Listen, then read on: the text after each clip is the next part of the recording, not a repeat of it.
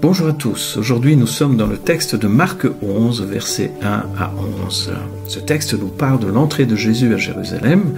Il s'agit d'une entrée à la fois festive et solennelle. Jésus est entouré de disciples qui louent le Seigneur et de gens qui étendent leurs vêtements sur le chemin.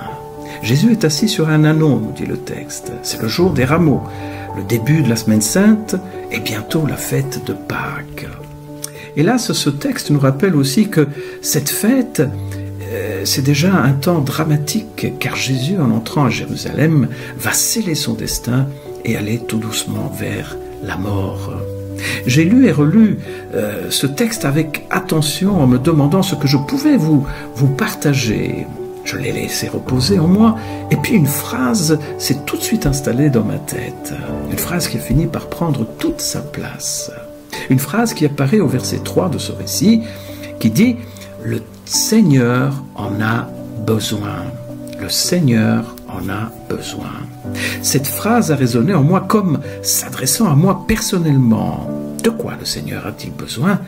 Eh bien, le Seigneur a besoin de moi. Cette phrase fait écho à mon existence de chrétien, ma présence ici aujourd'hui, ma place dans ce monde.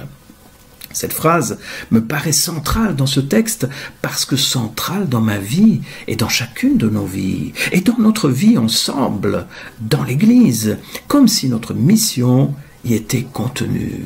Le Seigneur a besoin de moi, de toi. Le Seigneur a besoin de nous. Mais à quel propos cette phrase est-elle dite dans ce récit de Marc 11? Eh bien, elle justifie le fait que deux disciples peuvent prendre un ânon qui ne leur appartient pas pour l'amener à Jésus. De quoi le Seigneur a besoin? D'un ânon? En fait, je croyais que c'était de moi dont il était question. Bref, en tout cas, c'est d'un ânon dont Jésus avait besoin ce jour-là pour faire son entrée à Jérusalem. Mais pourquoi un ânon?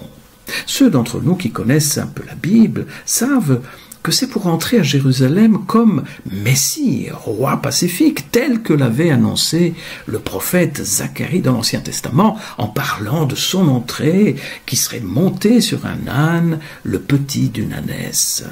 Cet ânon est important car il permet de signifier que Jésus est le Messie, c'est-à-dire le Christ, celui qui vient ouvrir le règne de Dieu, règne de paix pour la terre entière. Un Messie juste, victorieux et humble à la fois.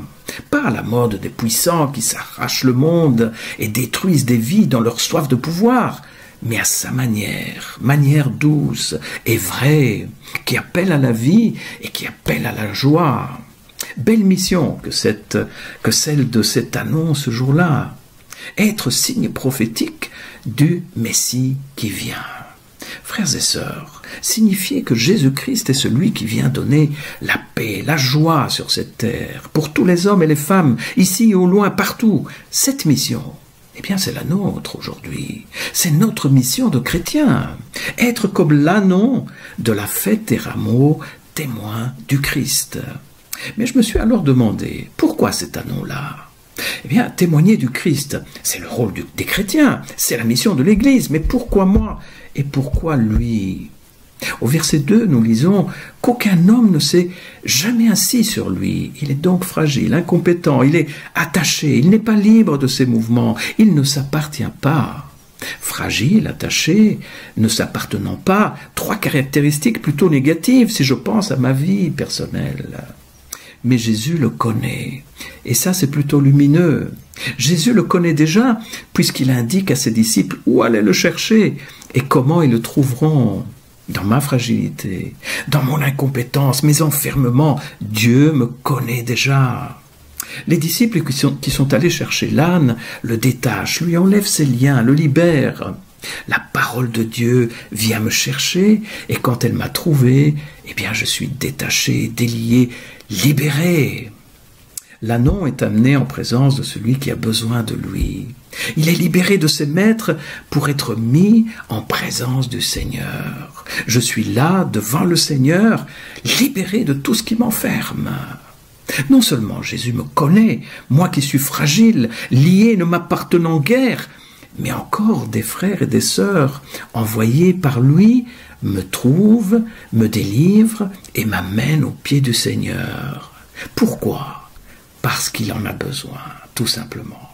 Il a été trouvé, détaché et amené à Jésus, et sa mission alors se réalise. Les disciples jettent leurs vêtements sur lui, ils l'habillent en quelque sorte. Puis les disciples font monter Jésus sur l'ânon. L'ânon n'est pas seul à porter Jésus. Il y a les autres disciples qui sont là autour et qui restent autour et qui aident. Oui, car je ne suis pas tout seul à porter Jésus. Quand je suis appelé, d'autres autour de moi participent à cet appel. C'est la solidarité, l'entraide, la communion entre chrétiens, la communauté, c'est l'Église. Je suis chargé de porter le Christ, mais cette charge est légère car elle est partagée. En fait, l'histoire de cet ânon, eh bien, c'est mon histoire, c'est ton histoire, c'est notre histoire à tous, frères et sœurs. Ce cheminement dans le texte, ce cheminement du petit village en face du mont des Oliviers jusqu'à Jérusalem, ce cheminement d'une petite vie fragile attachée à une libération, une mission, c'est le chemin de la foi, tout simplement.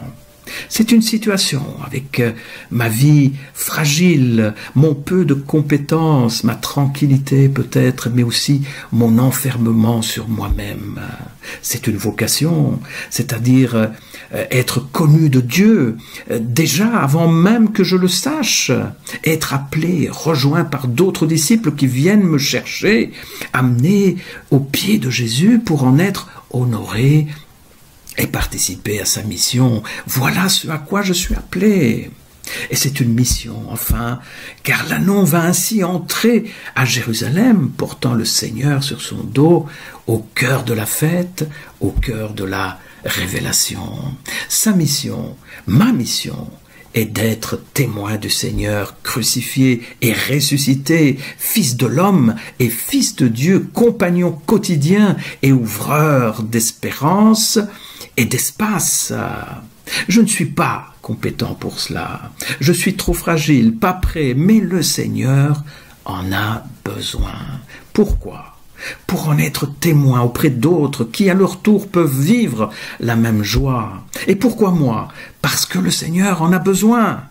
Pour partager son évangile de paix, la bonne nouvelle de sa présence apaisante, le témoignage de son entrée dans nos vies, c'est de nous que le Seigneur a besoin. Il a besoin de moi, il a besoin de toi, il a besoin de chacun de nous. Quelle chance nous avons! Amen. Je vous invite à prier un instant. Seigneur, nous voulons te prier pour tous ceux qui aujourd'hui ont besoin de ta présence. Donne ta paix, que ton amour rayonne en eux, que ta foi les illumine, que ta joie les inonde, que ton espérance les relève et que ton esprit nous donne d'être pour eux des témoins de ta paix. Que ton amour, de ta vie, Seigneur, de ta joie et de ton espérance.